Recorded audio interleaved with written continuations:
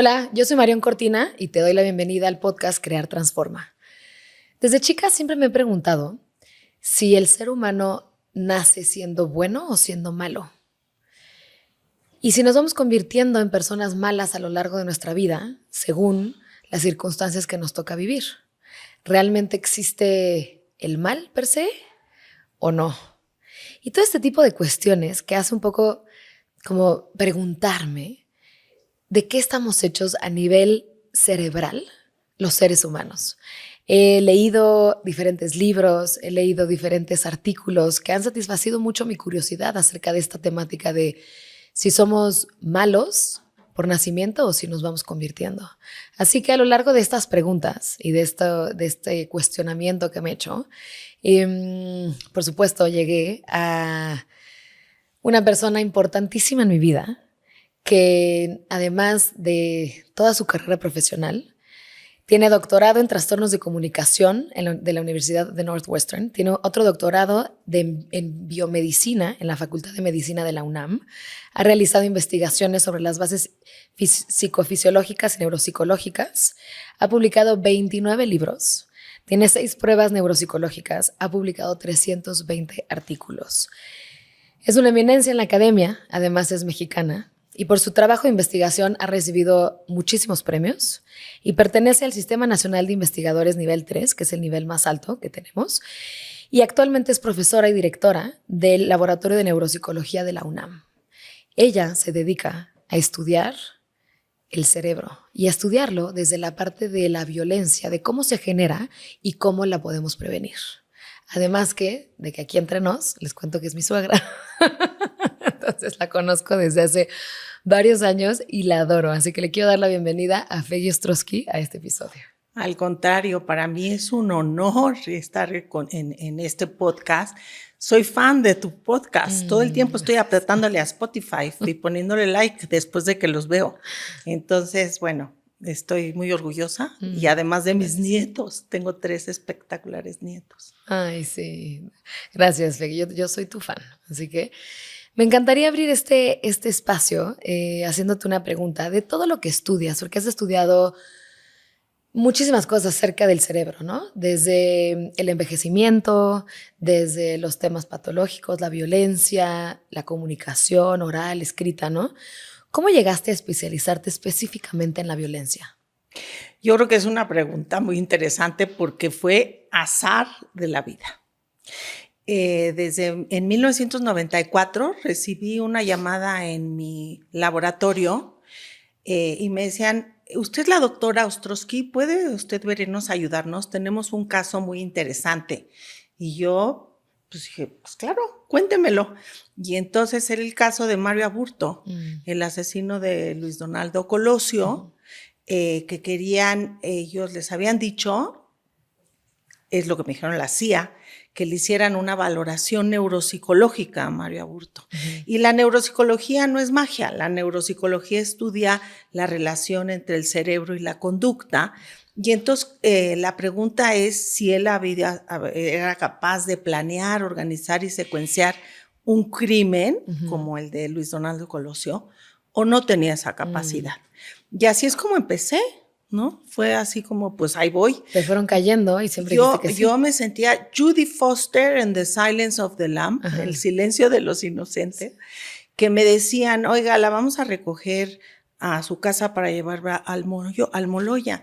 Yo decía, no, porque pues claro, tenía a mis hijos y yo decía, no les voy a hacer algo. Entonces les daba direcciones falsas para que me fueran a recoger. Pero así empezó. Fui al Moloya y ya que estuve ahí les decía, pues tráiganme otros también. Entonces ahí vi al Mochorejas, el famoso Mochorejas, vi al Cholo, el que era el asesino supuestamente de Paco Stanley. Y entonces yo estaba encantada, o sea, decía, porque tenía un material que era muy interesante de investigar con las pruebas neuropsicológicas. Y así es como empecé. Claro. Interesante, porque además te fue cayendo y te fue llevando también mucho la curiosidad por saber qué pasaba dentro de estas mentes. Exacto, a mí no me interesa mucho el morbo de lo que hacían, porque como tú dices, la maldad, la agresión, la violencia, dices, ¿cómo podían hacer esto?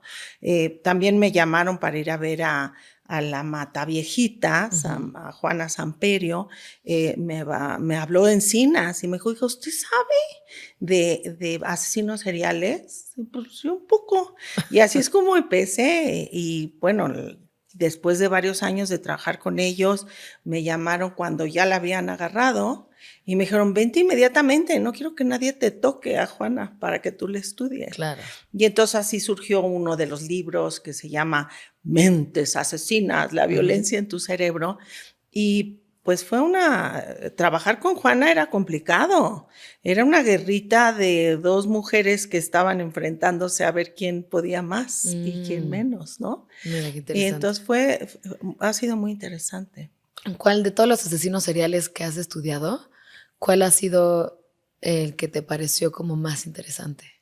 Fíjate, todos los casos son interesantes porque yo no me meto a que me expliquen cómo cometen el crimen, aunque sí es importante, pero lo que quiero es qué los lleva y por qué cayeron en esos. Entonces hago estudios, les hago todo y lo que se dejen, de neuropsicología, de cómo fueron educados, cuál fue su historia, de amores y desamores.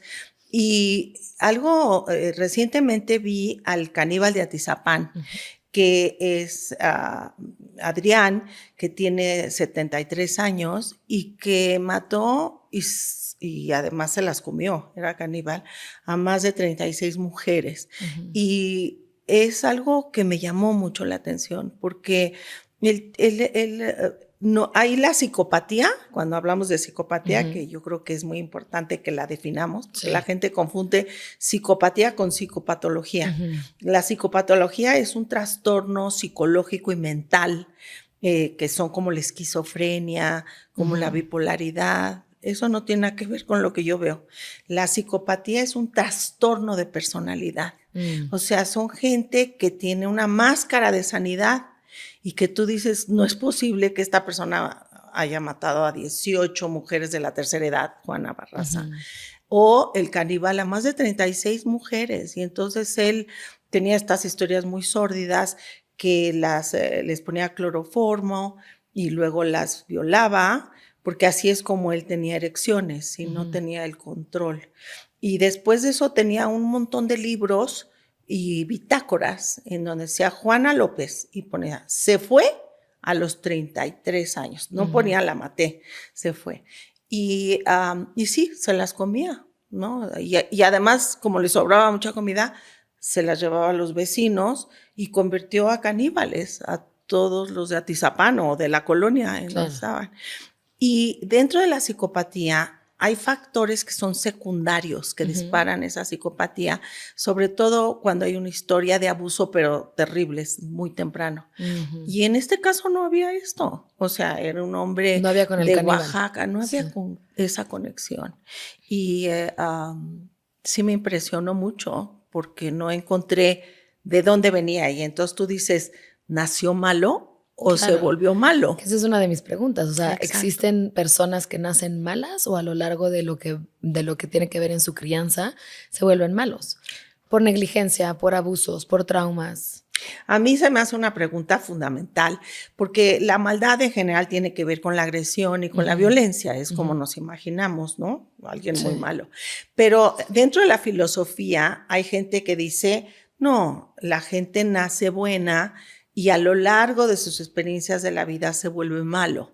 Y eso hasta los psicólogos conductistas como Bandura, porque enseñaban que los niños, si veían videos en donde veían que un adulto estaba pegándole a un muñeco, después se salía el adulto y le dejaban el muñeco y hacían lo mismito que le copiaban al adulto. Pero hay otras personas que dicen que para nada, ¿no? Como Conrad Lorenz, como los etólogos, que dicen el ser humano nace normal. Sí tenemos un sistema biológico, hormonal, de estructuras en el cerebro que están hechas para que te puedas defender. Pero la agresión es diferente de la violencia. Entonces, este sistema biológico son conductas adaptativas. Imagínate que tú no puedas defender a alguien que ataca a tus hijos o no te puedas defender, pero la violencia se aprende. La violencia se aprende. Y entonces, esto creo que es muy importante porque tenemos esas estructuras y dicen, tenemos esta parte que tú puedes responder con agresión cuando alguien te ataca o te quita algo que te gusta, pero a lo largo de la educación, tú aprendes la regulación emocional y aprendes a controlar eso. Esos impulsos. Los impulsos. Y yo creo que eso es importantísimo porque actualmente en México, desafortunadamente, no existe ningún programa de prevención de violencia. Y estamos haciendo unos programas para que se pueden detectar rasgos de psicopatía desde los 3 años y poder hacer algo al respecto. Eso es justo lo que te iba a preguntar. ¿Las personas nacen psicópatas o se vuelven psicópatas y a partir de qué edad se tiene información de que ya es psicópata? O sea, lo que tienes es ciertos rasgos de psicopatía. No es que nazcas, pero no es así. La violencia no es que un día se levante Juana Barraza y diga, ¿qué voy a hacer ahora? Voy a ir a matar viejitas. O el caníbal, ¿qué haré ahora? Voy a comerme a no sé quién. No es así. La violencia es producto de factores de riesgo individuales, factores de riesgo familiares y factores sociales. Y entonces cuando hay una mezcla específica, lo que he hecho después de tantos años es cuáles son esos factores. Y entonces, como tú dices, la genética, los genes que tú tienes, lo que producen son sustancias químicas. En el cerebro, pues tú tienes más de 50 neurotransmisores. Si yo tengo mucha dopamina en el cerebro, soy esquizofrénico. Claro. Y si tengo poquita dopamina, tengo Parkinson. Y lo mismo pasa con la serotonina. Si yo tengo poca serotonina, pues me tengo que tomar antidepresivos. Sí. Pero si tengo mucha serotonina, soy muy agresivo y entonces me desestabilizo muy rápido. Entonces, ese factor, porque hay gente que me dice, oye, yo sufrí y tuve una infancia terrible y yo no me volví asesino serial ni psicópata.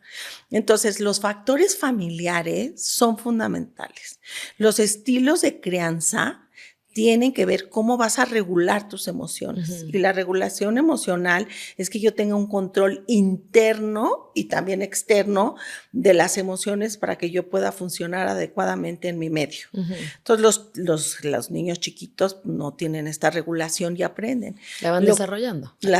Pero no están sola. Tiene que ver cómo te educan. Y los estilos de crianza pueden ser permisivos. Ay, mijito, haz lo que quieras. Yo no importa, soy la buena onda. O pueden ser indiferentes, hijo, estoy muy ocupado, no me molestes ahorita. O puede ser dictatorial y decir, aquí se hace lo que yo digo y te amuelas. Y esos estilos de crianza no le enseñan a los niños cómo regular sus emociones, porque alguien se las regula. Claro. O nadie se las regula o alguien se las regula. Y entonces como papás o como cuidadores primarios tienes que ser autoritario, pero democrático. Entonces hay reglas. Es más complejo de lo que te cuento, pero sí sabemos que los problemas de regulación emocional que pueden venir desde tu genética, de tus neurotransmisores, si no tienes buen estilo de crianza, esto se va a disparar. Y luego el medio ambiente. ¿Qué pasa en nuestro México? Claro, si cada vez es más violento y en tu colonia estás viendo toda la violencia que hay, también la terminas. Y los letreros, adoptando. Yo donde voy a trabajar es en colonias de extrema pobreza, no porque ahí se dan los malos, se damos en todos, en los ricos, los malos y los medianos. Pero es ratero que agarremos, en la madre le daremos. Y ves fotografías de gente que está con su niño, con la leche que compraron y viendo todos los crímenes que hay en la colonia. Eso, cuando se combina, es la combinación más terrible. Y eso nos está pasando ahorita. No hay programas de prevención, no hay, los padres hay crisis porque no hay suficientes recursos o porque no están bien. Y entonces las personas que cuidan a los niños en general son las abuelas. Claro. porque la mamá se tiene que ir a trabajar. Nada más está trabajando. Y ya agarran a la abuela que, ¿no? Quizás ya está. Ya no tiene los recursos emocionales, ¿no? Para hacerlo. Entonces, pues tenemos un problema, pero sí se pueden hacer cosas. Entonces te decía yo que los rasgos de psicopatía, no es que le digas a un niño que es psicópata, se pueden detectar de los 3 años. En adelante. Entonces tiene que ver con niños que no tienen sensibilidad, son insensibles y no son emocionales, tienen mala regulación emocional. En esta parte tienen también áreas del cerebro, los lóbulos frontales que están atrás de la frente, son los que están involucrados en la toma de decisiones basada en emociones y no están madurando bien. Y esa interacción tú puedes intervenir desde temprano para que no pasen. Claro, desde esa edad. Entonces, hablando de una persona, digamos, adulta, los 3 riesgos, o por así decirlo, son que tenga un imbalance químico de exceso de serotonina, ¿no? Que haya crecido en una familia donde no existía regulación emocional, ¿no? Y el tercero, que esté en un ambiente constante de violencia. Ese tiene que ver con la familia, ¿no? Bueno, el ambiente social el ambiente también. Social. Las dos cosas. Y esa combinación y en niños, digamos que los rasgos, porque quizás a un niño no le puedes medir tan fácil si tiene exceso de serotonina, ¿no? Pero es que sean insensibles, que digamos que no estén, que no conecten con el sufrimiento de un animalito, de un perro, de un amigo, ¿no? Por este tipo de cosas. Se cae el amigo y no les importa, son opositivo desafiantes, no se regulan por la autoridad, son niños que mienten y que roban desde temprano. Y entonces hay estos rasgos, pero en combinación con la mala regulación emocional, con el mal estilo de crianza, es terrible. Entonces ahorita estamos haciendo un programa, parte de lo que yo estoy muy orgullosa es trabajar en la UNAM, llevo 45 años, y porque creo que es cuando tú le regresas a la sociedad algo de lo que te dieron para que tú pusieras, para que tú puedas trabajar. Sí. Y estamos haciendo un programa laboratorio, porque pues, afortunadamente el gobierno ya no tenemos CONACYT, tenemos pocos recursos, y lo estamos haciendo con la comunidad, que eso es algo muy importante, Marión, porque tú contribuyes mucho a la comunidad de artistas. Sé que das clase de meditación aquí enfrente en Chapultepec, sí. Y esa capacidad de dar se te regresa en algo positivo para el grupo social. Claro, estás generando comunidad y se vuelve este intercambio, ¿no? La empatía es muy importante. Totalmente. Y una pregunta, Fegui, o sea, ¿cómo? Porque también hay rasgos de psicópatas que son seres completamente funcionales, ¿no? ¿Cuál es la diferencia entre un psicópata que se convierte en un asesino serial y un psicópata que es un ser funcional, que luego pueden ser CEOs o pueden ser lo que sea, presidentes, presidentes? O sea, ¿sí? Por ejemplo, Trump tiene ciertos rasgos y la cultura es muy importante. Fíjate que culturas individualistas en donde solo vale el individuo y el individuo que llega más lejos, ese es el que cuenta, tienen más índice de psicopatía que colectivistas. Las colectivistas son las que el grupo se apoya, como las orientales. Y acabamos de hacer un estudio qué tanto colectivismo y qué tanto individualismo hay entre los psicópatas que están en la cárcel. Y entre más individualista eres, más altos son tus niveles de psicopatía. ¿Tienes algo de data de cuántos psicópatas hay, por ejemplo, o qué porcentaje hay en Estados Unidos, en México, en diferentes países del mundo? Tenemos esa cifra. Lo que pasa es que depende. No te he contestado la pregunta de los psicópatas pueden ser criminales o pueden ser no criminales. La psicopatía se distingue por un trastorno de personalidad. Tienes una máscara de sanidad, tú dices, con ese me tomo un cafecito, pero encantada. El caníbal de la Guerrero, que es otro que llevaba sus poemas y una rosa blanca a Coyoacán. Y entonces, pues sí me tomo un cafecito, pero luego se las comía, también era caníbal, y se las llevaba. Y los asesinos seriales escogen y matan algo de ellos mismos en las víctimas. Con cada asesinato. Pero así, Pero, por ejemplo, Juana Barraza mataba viejitas porque estaba matando a su mamá. Y luego el caníbal de Atizapán, pues mataba a mujeres, pero no era su mamá, sino en su impotencia. Y el que no lo había, nunca tuvo parejas, nunca se casó. O sea, tienen este resentimiento. Y algo que no te acabé de contar, pero tenía sus bitácoras y entonces tenía Juana, 33 años se fue, y luego tenía cuánto le pesaba cada parte del cuerpo, el busto 1, el busto 2, el muslo, y yo dije, no, yo ya no me voy a meter en esto porque esto puede ser tráfico de órganos. Claro. Y no, es que era carnicero. Y los carniceros, pues cuando vas con el de la pollería, claro, te pesa todo. Y entonces, para él mataba a las mujeres y se las comía porque eran animales. Era su concepción de feminicida. Es un feminicidad terrible. Claro. Las odiaba a todas. Claro. Entonces, y por ejemplo, Mario Aburto.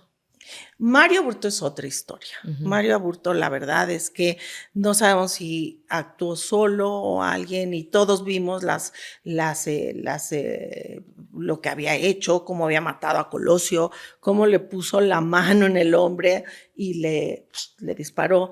Y él, cuando lo entrevistaron y cuando yo lo entrevisté, decía, no, yo ni sé usar un arma. Entonces, él tenía... La verdad es que no entré a fondo porque se puso en huelga de hambre. Mira, no quería que estudiara ni nada. Sí. Y entonces yo les dije, pues castíguenlo, ¿cómo? Me dicen, ay, doctora, no, aquí no hacemos eso.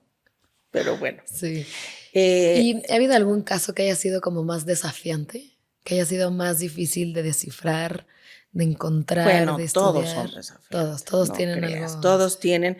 Lo que pasa es que pues sí tiene que ver cómo los entrevistas y qué van a sacar, ¿no? Sí voy a decir, por ejemplo, el caníbal de Atizapán, le digo, oye, y pues, ¿qué te dan de comer aquí en la cárcel? Nunca había comido carne o sea, solo humana.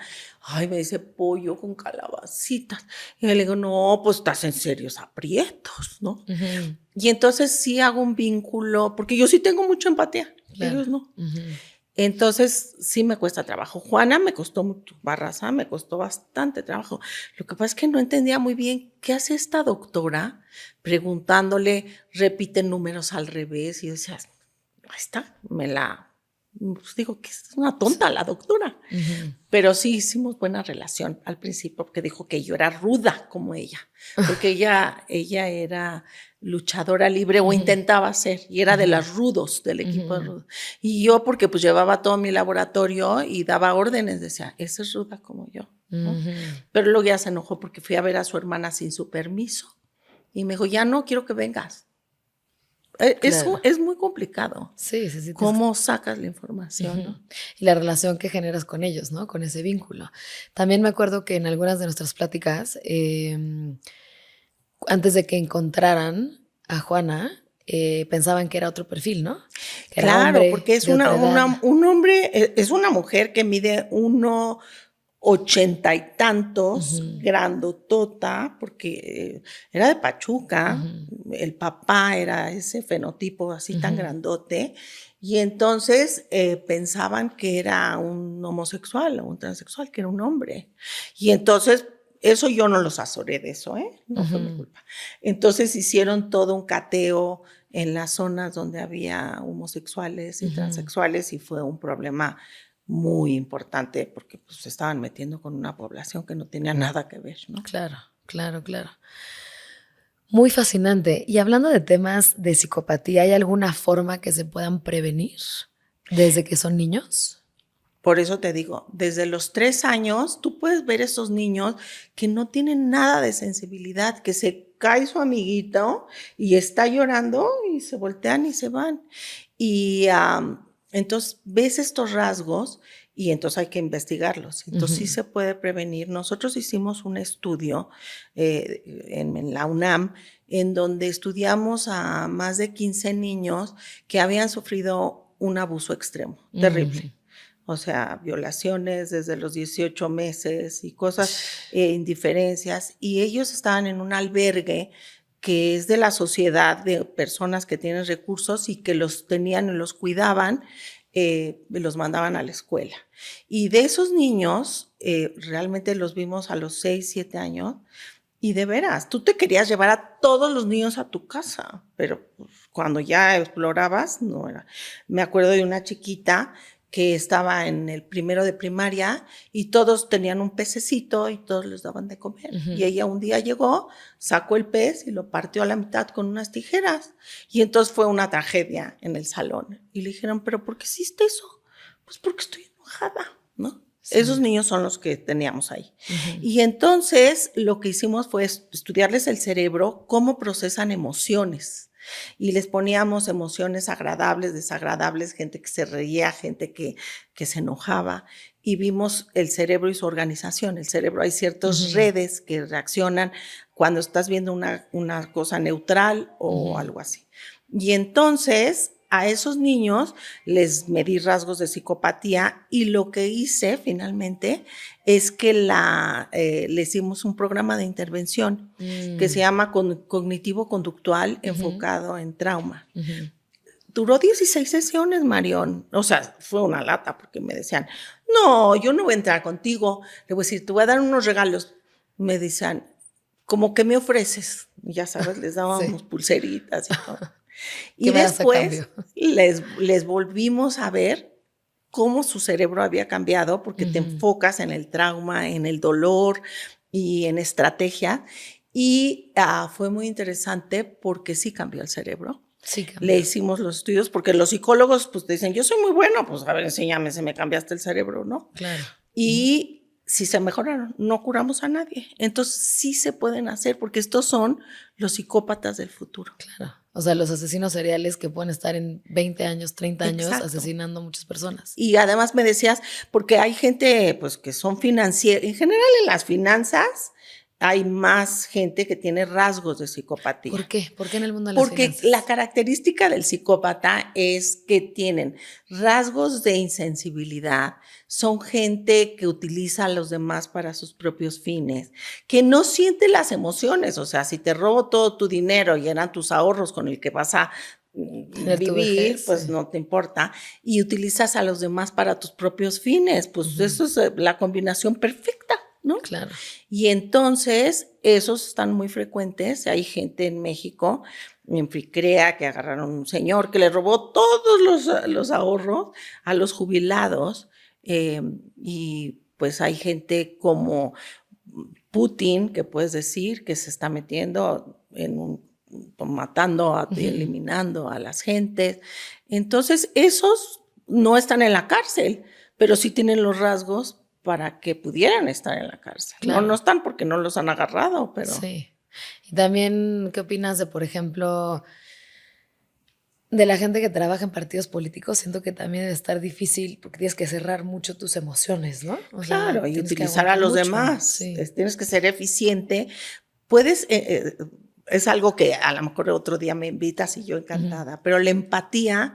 Tú tienes una empatía biológica con la que naces, porque imagínate que tú no llores, que tú no respondas cuando llora tu hijo. La empatía es que respondas al dolor de los demás, básicamente.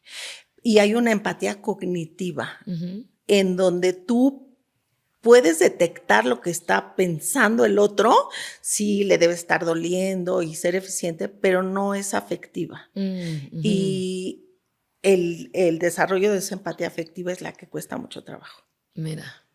Y hay niveles, por ejemplo, en la empatía. O sea, así como hay personas que pueden no tener empatía, gente que tenga empatía media, luego empatía normal, y luego eso famoso de personas dotadas en empatía, que también luego tiene que ver la empatía con las neuronas espejo. Claro. Perfecto. Y entonces sí, hay niveles, hay diferentes instrumentos que se utilizan. Entonces en estas preguntas, ¿eres encantador superficialmente? Pues tú te pones 0, 1, 2.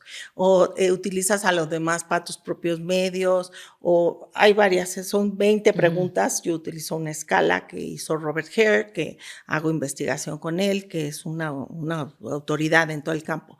Y entonces, para que seas clasificado como psicópata, tienes que tener más de 30 puntos. Tú llegas como a 6 puntitos. Yo como 12, ¿no? pero 30 puntos sí es. Y esos son con los que yo trabajo. No traigo, con poquita empatía no se me hace tan importante. Claro. Entonces sí hay forma de medir.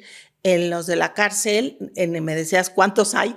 En la cárcel hay 25% de psicópatas. No todos los que están en la cárcel son psicópatas. No, claro, porque además luego ves a inocentes Y también, en el ¿no? mundo, pero los otros son personales antisociales.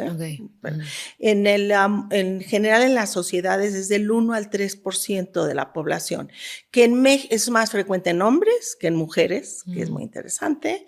Y entonces yo calculé, y no hablas de psicópatas en niños, hablas de rasgos, pero en México serían alrededor de 1 millón de personas porque se da después de los 18 años verdaderos psicópatas y porque es cuando los detectas.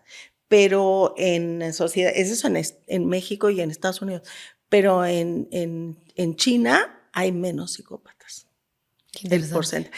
Porque es una más mezcla, la parte es más colectiva. Entonces tú no sales ahora, los psicópatas siempre han existido, desde Caín y Abel, ¿no?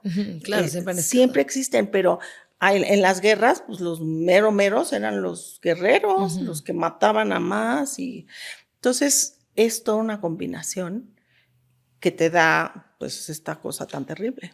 Claro, está muy interesante porque además sabiendo que tenemos aproximadamente 1 millón de psicópatas o 1 millón de futuros psicópatas o de futuros asesinos seriales, como le queramos poner, o sea, sí debería de estar adentro de la agenda pública poder hacer prevención, ¿no?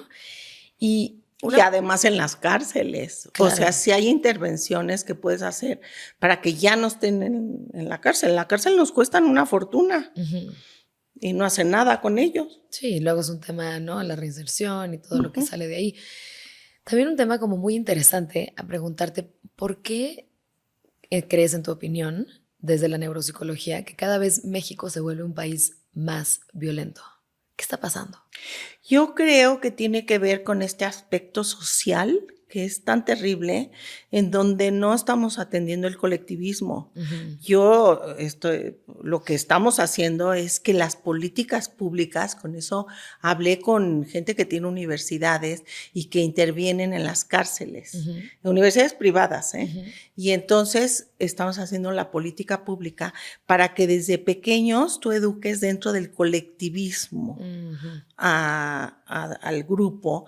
Las mujeres muchas veces, ellas mismas se autocosifican y entonces dicen a los hijos, ay, mijito, mijita, tú ayúdame a lavar los trastes mientras tu hermano se va a jugar fútbol. Sí. Y entonces todos esos aspectos de educación es lo que provoca que utilices a las mujeres, en que no salgan adelante. Ahorita, bueno, sí tenemos muy aguerridas, ¿no? Sí. Pero se tiene que hacer algo.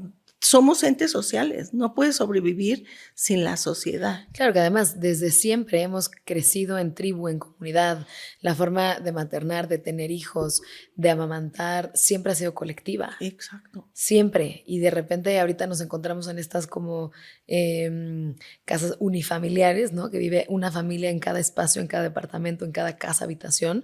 Y eso eventualmente está teniendo su impacto a largo plazo. Porque no tienes esta empatía. O sea, yo creo que es algo que la sociedad es muy importante, que tú dejes pasar a alguien en una cola, que cuando manejes no te les metas, o sea, que tu vecina está teniendo un problema o vecino y lo ayudes. Hemos perdido todo eso. Estoy solito, no interactúo. Y, por ejemplo, el feminicidio que ha aumentado, pues lo que hacen con los feminicidas es que los metan a la cárcel, que en general estos feminicidas son gente que mata a su esposa y tenemos eso. Y pues eso no es lo que va a ayudar a que ya no existan, ¿no? Claro, tiene que ser prevención antes de que la maten, antes de que la ataquen con ácido. Y de ácido. La educación, ¿no? Totalmente. ¿Y ves que hay esperanza para México? Yo creo que sí, pero que tenemos que tomar la conciencia nosotros como sociedad, que no depende del gobierno, no depende de los presidentes, ni de las presidentas, y que nosotros tenemos que tomar el camino en nuestras manos, a nivel de lo que podamos hacer, desde la educación de nuestros hijos, Yo ahorita estoy muy orgullosa y voy a presumir que mi nieto Milo se sacó el premio de empatía en su escuela. Así es que, Sí. ¿qué podemos decir? Hay un buen estilo de crianza, Ujú. hay regulación emocional y hay lóbulo frontal Sí. que viene de mí. Exacto, la triada ahí armada. Totalmente. Pero está muy interesante porque además, o sea, está curioso que cada vez podamos ser sociedades menos empáticas. Y quizás, no sé si también el acceso a la información tenga algo que ver, de que todo el tiempo estamos bombardeados acerca de todas las noticias, todo lo malo que está pasando en el mundo, en la sociedad, etcétera, y ya no hay filtro. Entonces, automáticamente, no sé si nosotros como seres humanos estamos un poco cerrando más esos filtros, a empezar a sentir menos para protegernos de todo el bombardeo que hay. Eso se me hace perfecto. O sea, tú escuchas y te pasa que vas en la calle y que mucha gente te pide que lo ayudes económicamente. Y muchas veces ya no traes y tengo amigas que reparten sándwiches o todo, ¿no? Pero muchas veces te volteas y dices, mejor no lo veo. Y creo que eso nos está pasando como sociedad. Por eso creo que tenemos, cuando tú me invitas a platicar de esto y tú pasas en tus podcasts que no vienen del gobierno y la gente oye y dice, oye, yo quiero trabajar en eso, ¿en qué puedo ayudar? ¿No? Totalmente, porque empieza un poco de esos mini cambios con nosotros, ¿no? Exacto. El otro día que fuimos a Summit, entramos a una plática de un experto en el tema de data adentro de redes sociales. Estuvo muy interesante lo que dijo, porque dijo que los contenidos que más se vuelven virales son contenidos que tienen como un ataque moral. O sea, las palabras que más rápido se vuelven virales son diabólico, diablo, malo, vergüenza, mentiroso, todo ese tipo de palabras son contenidos que el algoritmo de redes sociales, de todas, ¿no? De TikTok, Facebook, Instagram, etcétera, que lo agarra y entonces genera que, digamos, que el 20% del contenido que es viral se vea en un 80%. Y luego hay otro contenido que puede ser contenido sumamente interesante, informativo, quizás hasta contenido de buenas noticias, de buenas cosas, que no se viraliza porque no tiene como morbito. Uno es desde un algoritmo que está diseñado por una ley que está desde 1994 y por otro, por un morbo humano. Yo creo que es fantástico lo que dices. O sea, el ser morboso es parte de la naturaleza, pero no es lo mismo. O sea, yo tengo un morbo porque es lo malo y quiero aprender de qué se trata. Entonces tú vas manejando y ves que alguien está atropellado y claro, te bajas y dices, ¿qué le pasó? Y entonces quieres saber para que ya no te pase a ti o porque puede ser un mecanismo de defensa. Pero una cosa es que veas el accidente y otra que te bajes y te tomas foto con el atropellado. Y yo creo que esa línea la pasamos muy fácil. Yo he tenido desde hace muchos años entrevistas en la televisión y yo le decía a una de las personas que me entrevistaba en un noticiario, le decía, oye, ¿por qué enseñas toda la comida podrida y con las moscas verdes? ¿Por qué no nomás dices eso? Dice, porque nadie ve si no ponemos eso. Mira. Y los rating, en la medida que alguien te vea más, pues cobras más. Sí. Entonces creo que... Totalmente. Justo antes de empezar el podcast contigo, estamos platicando con Pablo y con Neguiv aquí atrás y decíamos que es impresionante que tipo que los podcasts, que en vez de que sean, por ejemplo, todos los de comedia, los más escuchados, a veces son también los de True Crime, los más escuchados en México, y los contenidos en Netflix también son los de crimen. Entonces, no sé, me sorprende mucho que los seres humanos gastemos como el tiempo en ese morbo de, ay, vamos a ver quién Es mata como a la quién, ¿no? fascinación, o sea, yo pues también me he dedicado a esto porque me hablan, o sea, yo no creo que me dejan entrar a ver al Señor, me Te hablan, hablan, ¿no? sí. Y hay esta fascinación por los casos, como tú, y quién te ha impresionado, y qué hacen, y todo. Y esta fascinación, porque la línea, y tú dices, no, yo no soy como ellos, no quiero ser como ellos. Y entonces te estás como midiendo entre estas personas y lo que eres tú. Claro, claro. ¿No? Luego también me acuerdo de algunas de las pruebas que nos has platicado, ¿no? Desde pruebas en Uber para poder identificar a los choferes que no son seguros o los pederastas en el sistema de educación pública. ¿Cómo basas ese tipo de evaluaciones o de pruebas? Es interesantísimo porque sí, me buscó Uber para cuando estaban empezando, porque decían, oye, pues lo podemos detectar y no le damos el trabajo. Entonces hacíamos pruebas que incluían rasgos de psicopatía, regulación y que pensaban, y tú no te das cuenta. O sea, sí me puedes engañar, pero no me engañas No, mucho. no tanto. No, no. Te he escuchado que de repente ves a alguna otra persona y le dices, tú tienes rasgos de psicopatía. Y la persona es completamente funcional, No, pero pobres, lo trae. pobres. Sí, soy bastante desinhibida. Oye, Becky, cuéntanos acerca de tu nuevo libro. Bueno, muchas gracias por preguntar. Yo publiqué hace algunos años el libro de Mentes Asesinos, la violencia en tu cerebro, que traté de hacer un libro que fuera muy accesible. Claro. Es este. ¿Qué es este para que lo enseñes? Es este. Entonces aquí les presumo. Y entonces este libro es muy accesible porque tiene que te hagas autodiagnostiques en si eres hostil, si eres muy agresivo, si estás deprimido. Es un libro como de autoayuda, pero tiene conocimiento científico, pero muy accesible. Lo publiqué en 2011 y se han vendido. Es el libro de texto de los criminólogos, de criminalista, porque y de gente que no, porque he estado en aeropuertos y me dicen, ¿usted es la del libro? ¿No? Sí. Y entonces sí. Y ha habido nuevos conocimientos sobre, por ejemplo, en la violencia, qué la genera y qué la previene, como el estudio que te platico. También me contrataron el gobierno, pero no el de ahorita, para ir a ver al crimen organizado, a las cárceles. Y era porque que decían, necesitamos saber quiénes son, cuál es su personalidad, qué hacemos con ellos. Y entonces todo eso nuevo viene en este que cambio el libro, que se llama La violencia, que la genera y que la previene. Y aquí hablamos de programas que se han aplicado en psicópatas en la cárcel y de programas para los niños y que pues dan como una visión de que algo se puede hacer. Claro, ¿no? claro. ¿Hasta qué edad o hasta cuándo, qué factores son los que indican cuando ya es demasiado tarde para tratar una psicopatía de un asesino serial? Mira, la verdad es que ya cuando tienes al caníbal de Atizapán, sí, ahí ya muy es tarde, muy complicado. Pero ¿hay algo antes de eso? No, sí ha habido estudios de investigación en donde a través de técnicas, yo no las hago porque entrar a la cárcel es muy complicado, ¿no? Pero que han encontrado que estas personas que les entrenas con estos programas sí logran disminuir sus rasgos de psicopatía. Y tiene que ver con el cerebro también. ¿Se disminuyen o desaparecen?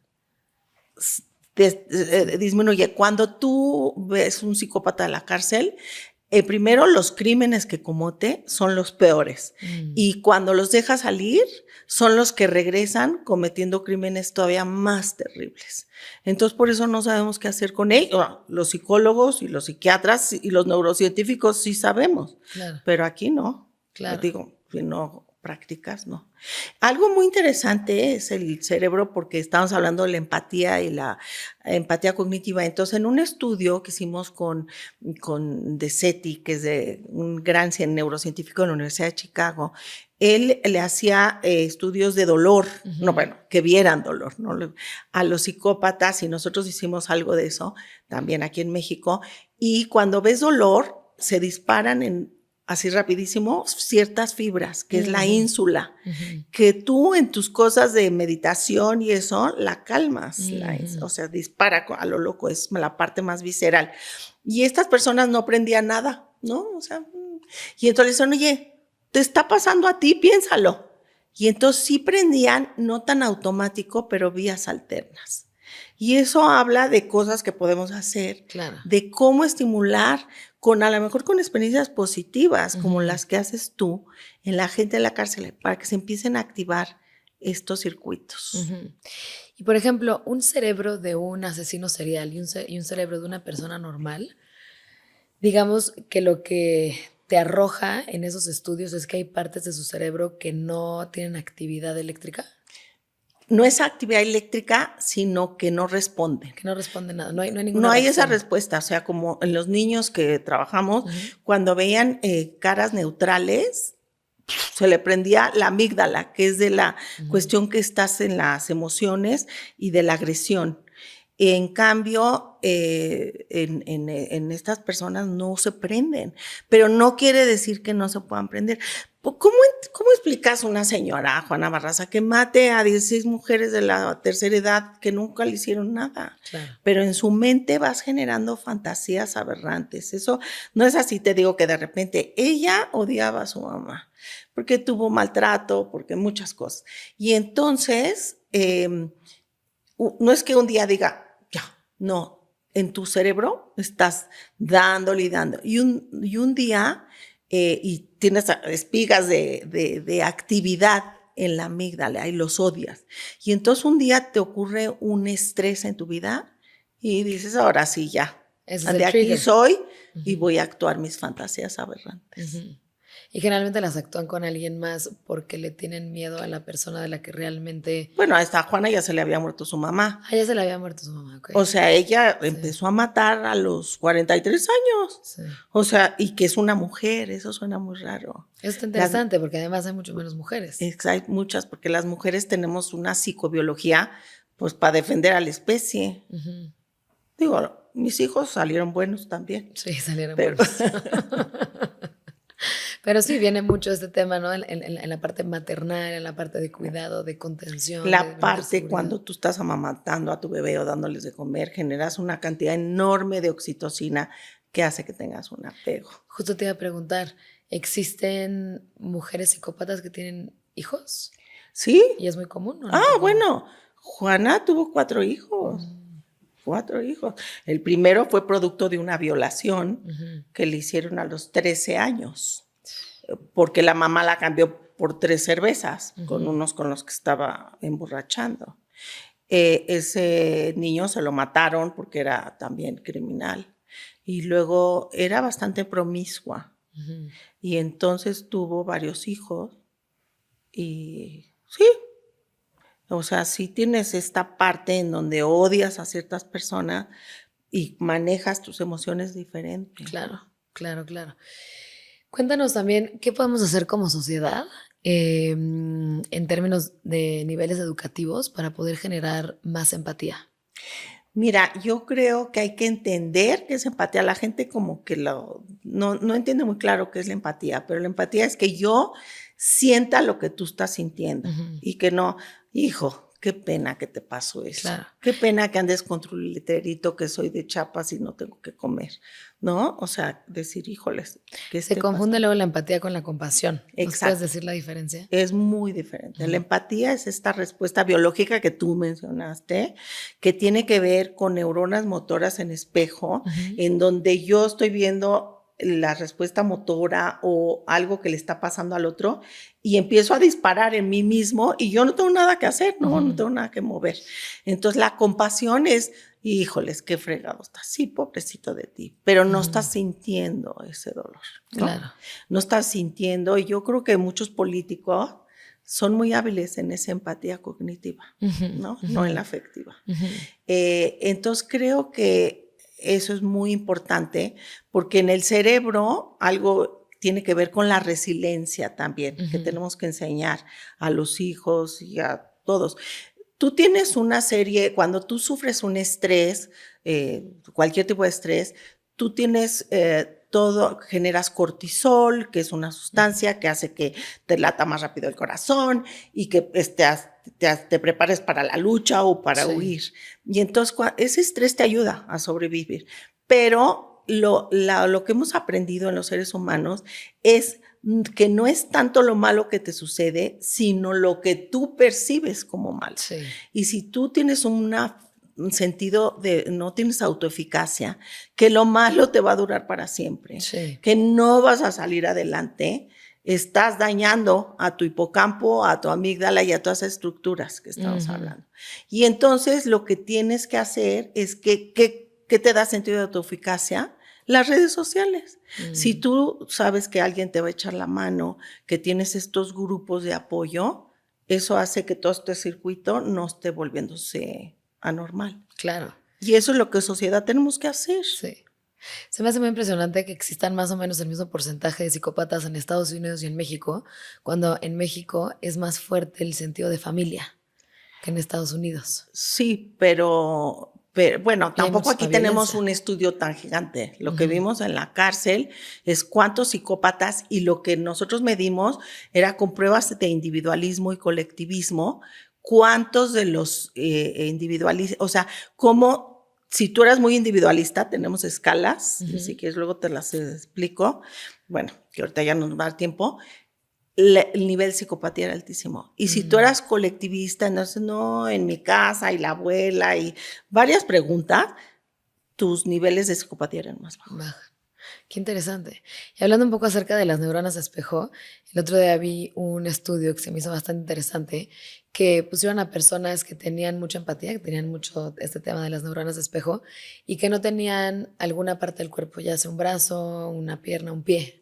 Y entonces les ponían enfrente a una persona y la persona, imagínate que no tenía un brazo y la persona de enfrente se estaba rascando el brazo. Y la persona que no tenía el brazo automáticamente empezaba a sentir comezón y tenía ganas de rascarse. O sea, ¿cómo es posible que la persona esté sintiendo comezón en el brazo si no tiene brazo? Y era justo por las neuronas de espejo de sentir lo que siente la otra persona y que se conecta. Que ahí, en términos, igual y no entramos en tanto de neuropsicología, en términos más, no sé, mecánica cuántica o como le queramos llamar, también las emociones tienen una forma de transmitirse de persona a persona, no solo a nivel cerebral, sino también a nivel, pues, enfrente de una persona. Claro, porque si tú detectas el cerebro, vas a ver que muchas veces, digo yo con toda mi neurociencia, pero sí creo en la telepatía. Cómo te estás comunicando con los demás y te estás comunicando y teniendo esta conexión con alguien que tú tienes una relación afectiva, Claro. ¿no? Entonces sí, tenemos mucho que conocer. Tenemos otra cuestión que es la teoría de la mente, en donde yo infiero lo que la persona está pensando. Por eso en mis conferencias siempre los quiero tener a todos ahí viéndome, porque yo estoy checando cómo están reaccionando a lo que yo estoy diciendo. Y la teoría de la mente tiene que ver con que yo pueda detectarme a mí mismo en mis emociones, que pueda detectar las emociones de los demás y que yo pueda inferir lo que está pasando. Y Claro. eso no se enseña en las escuelas. Eso es lo que vamos a hacer ahorita con los niños. Eso te hace un ser humano mucho más en contacto. Claro, con todo mucho el más mundo. completo. Y entonces, por ejemplo, agarrando eso que haces en tus conferencias, ¿no? Donde, digamos, estás exponiendo a nivel mental, por decirte, ¿no? Cosas sumamente interesantes y estás teniendo retroalimentación emocional de la gente. Esa retroalimentación emocional, ¿dirías que viene 100% de las neuronas espejo desde la cabeza o dirías que también viene de otro lado del cuerpo que se comunica la emoción? Por supuesto, de todo. O sea, el cerebro, pues porque yo me he dedicado. Sí. Pero pues la ínsula, que es una estructura subcortical, es la que te hace sentir, ay, tengo gusanitos en la panza, me gustó este señor tan guapo, o los que están aquí grabando, ¿no? Es todo tu cuerpo, no nada más el cerebro. Yo, porque pues con trabajos le he tratado de entender al cerebro. Claro, qué interesante, porque imagínate que, digo, ahorita ya tenemos muchos aparatos que nos miden el cerebro, pero luego imagínate que tengamos aparatos que nos miden, no sé, la energía, las emociones, o sea, cosas más Por supuesto, y tienes un efímeras. segundo estómago, ¿no? Ajá. También, un segundo cerebro. Exacto. Y porque las mismas neuronas que se van cuando está desarrollándose ese bebé, algunas que se van a la ínsula, otras se van al estómago. Sí. Son las mismas neuronas. Sí. Y otra cosa, en términos de violencia, y no sé si haya mucha investigación acerca de eso, pero ¿qué tanto puede influir la violencia que vivió una mamá cuando estaba embarazada Toda, con el bebé? toda. Porque ese bebé está mamando todas esas neuronas ahí. Y entonces, claro, los bebés sienten la aprensión, la angustia. Y yo voy a contar algo muy personal. Yo perdí una hija y tuve la suerte de que me embaracé de otra, pero estaba yo muy deprimida. Y cuando nació mi hija Arela, todo el tiempo hacía, ¡ah!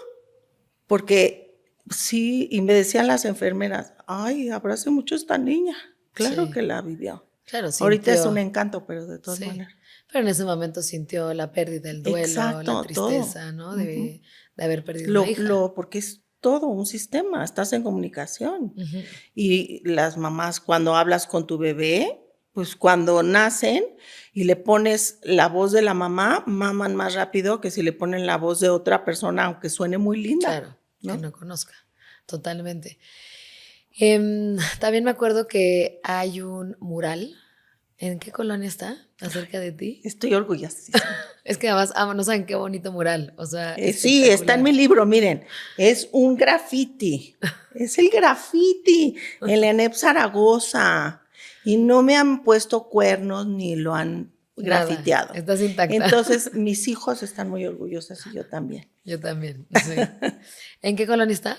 Está en la ENEP Zaragoza. En la ENEP Zaragoza. Lejísimo. O sea, está en la universidad. Yo no trabajo en esa ENEP, pero les he dado conferencias y pues alguien pintó el mural y me puso bonita. Yo estoy muy contenta. Ay, qué lindo, Fe, espectacular. ¿Qué ha sido? Me imagino que has descubierto muchas cosas muy fascinantes a lo largo de tu carrera, ¿no? Con todos tus 320 artículos, 29 libros, todos tus premios. ¿Qué ha sido de las cosas más fascinantes de este camino? Lo más fascinante ha sido que me ha permitido sentir que sí estoy contribuyendo un poquito a problemas de la sociedad. Durante un tiempo, al principio, trabajé con Parkinson y hacíamos trasplantes de médula suprarrenal y trasplantes de células fetales. O sea, yo no las hacía, pero yo medía qué pasaba. Y creo que es un problema muy serio para la sociedad. También en mi tesis de licenciatura trabajé de los efectos del delta 9 tetrahidrocannabinol, o sea, la marihuana. Sí. Les dábamos una pastillita y veíamos cómo disminuía el dolor. O sea, cada uno ha sido lo que tú defiendes, la creatividad. Ese desafío de que qué maravilla que yo trate de entender qué está pasando. Claro. Y la creatividad ha sido muy importante. Sí, yo me acuerdo que me ayudaste mucho con el Parkinson de mi papá también, con todos esos estudios y cosas nuevas, investigaciones, a ver qué se podía hacer. Y que no sabemos qué hacer con estas enfermedades, ¿no? Sí. Degenerativas, progresivas. Porque además, cada vez, ¿no? La esperanza de vida aumenta más, pero las enfermedades degenerativas empiezan igual a los 60, 65 años, 70. Es que cuando tú dices, tengo 60 años, yo ya me voy a jubilar y la voy a rockear, muchos tienen estas enfermedades, por eso tenemos que trabajar para predecir. Y además, luego hoy en día, ¿no? La esperanza de vida anda 80 medios. Dicen que las nuevas generaciones, o sea, que mi generación o generaciones más chicas podemos llegar hasta los 110, 120. ¿De qué nos sirve llegar a los 110, 120 si a los 65 años empieza un riesgo alto de enfermedades neurodegenerativas, Parkinson, Alzheimer, etcétera? ¿Qué ansias vivir la mitad de tu vida con Alzheimer? Por eso y además no sabemos qué hacer con el Alzheimer porque no sabemos la causa. O sea, todas las teorías que teníamos de acumulación de beta-amiloide están fuera de lugar, estamos dando medicinas que no son las que se necesitan para curarlos, pero algo que, bueno, ya no sé decirte, sí he trabajado con envejecimiento normal y patológico porque estudiaba Alzheimer y cómo detectarlo muy temprano y cómo ayudar a pacientes con Parkinson, pero muchas veces me sorprende que voy con gente muy longeva y le digo, ¿pero qué haces con tu vida? Y te dicen, ay, yo me echo mis mezcales todas las mañanas, me echo mi cigarrito y todo eso es lo que me ayuda. Bueno, sí, hay que entender todavía más, ¿no? Claro. Sí creo que tener una vida sana y ejercicio, pero no necesariamente, ¿eh? Sí. ¿Hay algo que se pueda hacer como sociedad para tener cerebros más, no sé si la palabra correcta sea equilibrados, o sea, que los neurotransmisores los tengamos más equilibrados? Mira, no es tanto los equilibrados porque no todo es neurotransmisor, porque tú puedes desequilibrar tus neurotransmisores con estar continuamente con ansiedad y con problemas. No es nada más que me voy a regular, o sea, esa parte. Yo lo que trato de decir es que el cerebro exitoso tiene que ver con que tú tengas un análisis de tus capacidades. Yo no sé hacer ni bolitas y me salen chuecas, pero pues sé hacer otras cosas y hay mucha creatividad y hay varias cosas que tú te autoanalices en qué te sientes bueno, en qué te sientes hábil. Entonces usar esas habilidades y fomentarlas en tus niños si las tienen es muy importante. Otra esfera es la parte afectiva y tú tienes la inteligencia parte emocional de conocer mis emociones, pero ¿cómo puedo conocer las emociones e interactuar con los demás? Y es lo que se llama la parte emocional. Y la otra parte que creo no la hemos usado y que tú la estás despertando a través de tus cursos de meditación es la espiritualidad. La espiritualidad que no tiene que ver con la religión, tiene que ver con el sentirte en contacto con alguien más, con el mundo, en donde trates de ayudar a los demás, no para tus propios fines, sino para que sea una vida más satisfactoria. Sí. Y yo creo que eso, si tenemos un balance entre eso, vamos a sentirnos más satisfechos, ¿no? Totalmente. Hay un libro que me fascinó, que lo leí el año pasado, que se llama Whole Brain Living, de Jill Bolte Taylor, que es esta neurocientífica que le dio un derrame del lado izquierdo del cerebro y se quedó con el lado derecho por un tiempo. Y luego estudia anatomía, psicología y otras cosas, y en ese libro se me hace muy impactante porque ella divide el cerebro como en 4 personajes y cada personaje, ¿qué es lo que aporta? Y el cerebro 4, que así lo llama, es el cerebro espiritual. Se me hizo muy impresionante como desde el punto de vista de una científica, 100%, la conclusión final del libro no se los quiero spoilear para que lo lean, pero hablaba mucho de temas de envejecimiento, de salud cerebral, de prevención de enfermedades, etcétera, justo habitar más seguido el cerebro 4, el cerebro de la espiritualidad. Yo lo que hemos visto desde las neurociencias es que hay gente que pones a meditar como monjas franciscanas y que están y les haces resonancia. Y es muy interesante porque cuando ellas sienten que están en contacto con algo más, con su parte espiritual y con su cuestión religiosa, pero es más espiritual, tienes una activación, las zonas parietales se apagan, las zonas frontales también dejan de disparar igual y entonces la amígdala se apaga. No es que se apague, se prende. Y entonces es muy interesante porque las parietales, ¿para qué les pasa eso? ¿Qué es lo que haces tú con tu meditación? Yo digo. Y entonces en las parietales yo sé mis áreas parietales, que esta lámpara está a esa distancia y que yo estoy acá. Si a mí se me apagan las parietales, entonces pierdo estos bordes y me siento en contacto con algo más. Si mi amígdala está menos disparando, que tiene que ver con ansiedad y todo, y entonces que gente que ha tenido estas experiencias espirituales, entonces tenemos áreas en el cerebro que responden a eso. La pregunta es ¿para qué?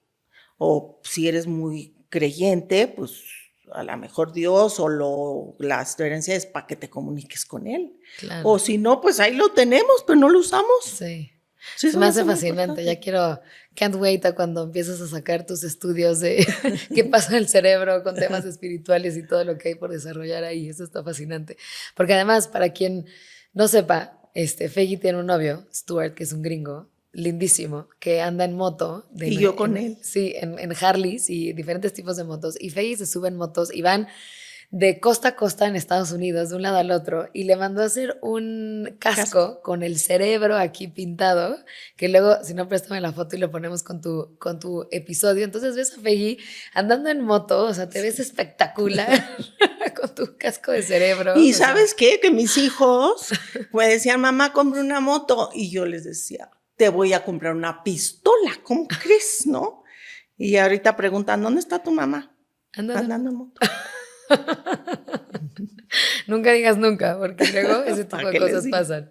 Oye, Feggy, bueno, para cerrar, me gustaría preguntarte, ¿qué nos podrías recomendar en términos de cuidado de nuestro cerebro a lo largo de nuestros años? Y también, ¿qué nos podrías recomendar para cuidar más nuestra empatía?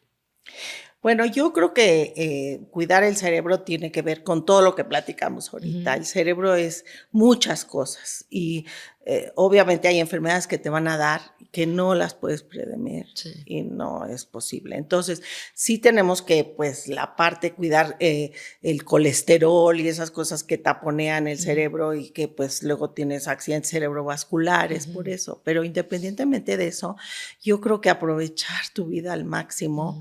Creo que el tener contacto con gente que es creativa, que fomenta la pasión, yo creo que fomentar la pasión pasión de lo que te gusta, de lo que haces, que puede ser hacer bolitas, no importa, pero que tengas esa pasión y que lo utilices. Y yo creo que fomentar la empatía es decir, este mundo lo tenemos que hacer mejor y tenemos toda la capacidad. Y yo me encantaría, vengo con mi polígrafo y mis cosas y te hacemos cuando les estés dando meditación aquí en Chapultepec. Órale. ¿Cómo ves? Si todos se animan, los medimos. Yo feliz. O me los llevo ahí a los estudios de resonancia. Sí, yo feliz para ver qué pasa en el cerebro. Ajá. Eso me encanta, Fegui. Oye, para cerrar me gustaría hacerte un par de preguntas rápidas. Lo ideal es que contestes lo primero que te venga a la mente. Para ti, ¿qué es crear? Crear es juntar aspectos que no había juntado para que surja nuevas ideas. ¿Cuáles emociones vives mientras creas? Yo creo que es una excitación y una satisfacción muy grande. ¿Qué alimenta tu alma? El amor. ¿Uno de tus autores favoritos? Mira, desde siempre me dejó muy impresionada Émile Zola en una historia que se llama Germinal y que es una novela pues de un gran autor francés, pero que hablaba de las emociones y cómo se vinculaban las gentes y me dejó impresionada. Hasta lo puedo repetir ciertas palabras. Qué linda. ¿Uno de los mejores libros que has leído? Miran, he leído muchos. Ahorita la verdad me tiene entusiasmado estudiar la inteligencia artificial versus la tecnología y se llama George Leonard, que es una persona que he seguido, en donde habla cómo la inteligencia artificial, que es lo máximo. Sí. La verdad, yo escribo artículos y le digo a la inteligencia, al chat, chécame la ortografía y me lo pone perfecto. Está muy picudo, pero la parte que no ha podido sustituir, no digo que ahorita se pueda, es las emociones. La parte de la creatividad, de la empatía, todo lo que hacemos los psicólogos todavía no nos pueden sustituir.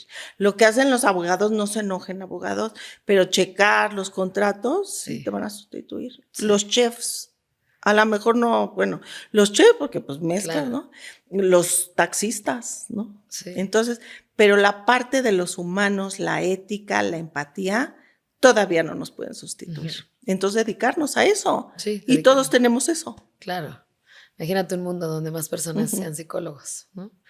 Un consejo para alguien buscando su fuego interno.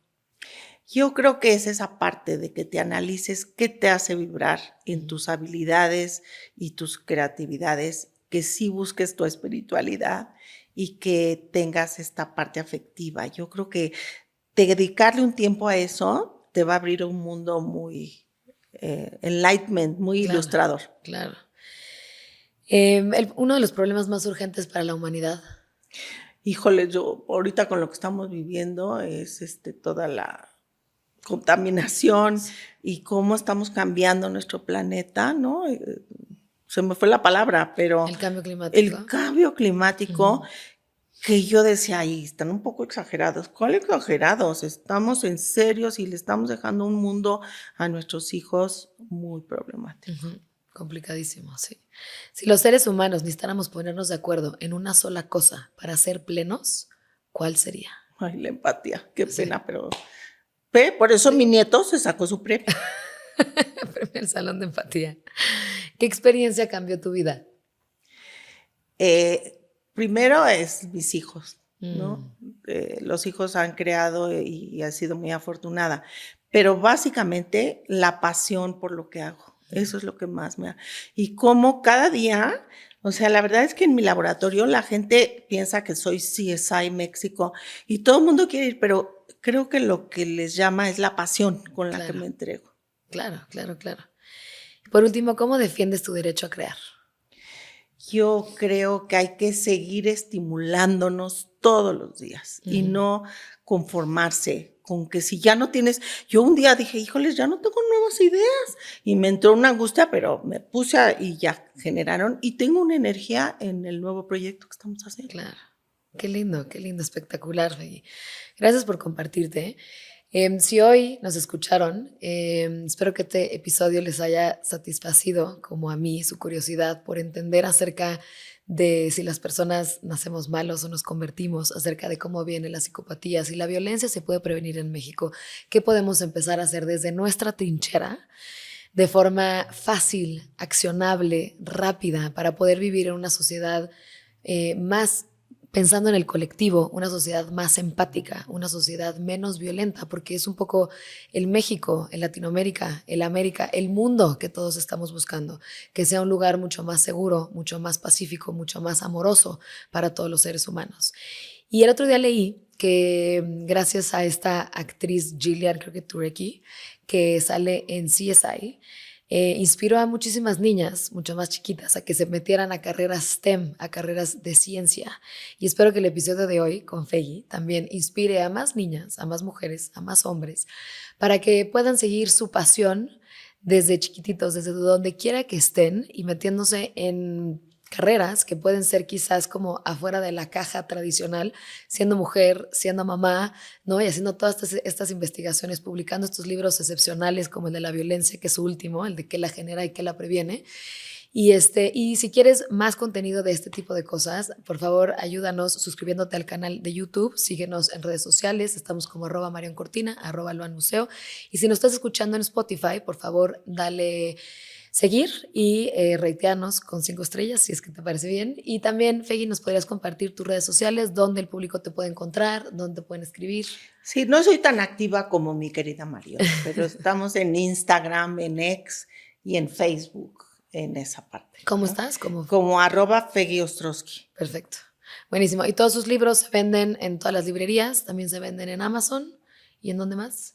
Sí, en varias librerías, o sea, tengo las pruebas neuropsicológicas, es con manual moderno y sí se utilizan en toda Latinoamérica. Genial. Buenísimo. Gracias, Peggy. Gracias por compartirte Al contrario, y compartir toda tu gracias a ti. trayectoria. Gracias.